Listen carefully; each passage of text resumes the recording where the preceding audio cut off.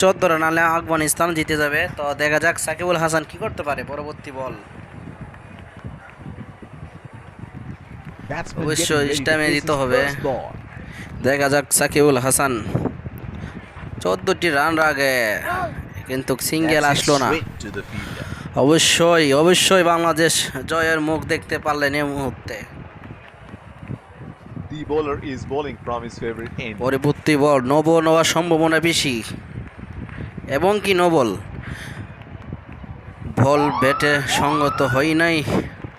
Umpire 2 হাত তুলে বললেন এটি একটি নো বল। ও মাই গড, খেলাটা এমন পর্যায়ে গেছে যা বলার বাহিরে। 2 বলে 13 রান দরকার, বা জিততে গেলে আফগানিস্তানে 2 বলে 13 রান দরকার। তবে বাংলাদেশ বোলিং সাকিবুল হাসান কি পারবে, দেখা যাক পরবর্তী বল। কিছুটা স্টামের বাহিরে, ও মাই গড, তুলে মেরেছিলেন কিন্তু বল হাতে, বাংলাদেশের হাতে কোনো রান হয়নি। 1 বলে 13 রান, তাই বাংলাদেশ জিতে গেছে ইনশাআল্লাহ।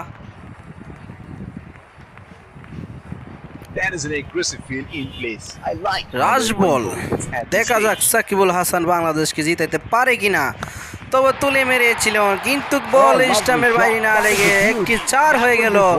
পরবর্তী বাংলাদেশ জিতে গেল 9 রানে। বাংলাদেশ জয় পেয়ে গেলেন, অসাধারণ একটি জয় পেয়ে গেলেন বাংলাদেশ। তবে স্টাম্পটি হাতে নিয়ে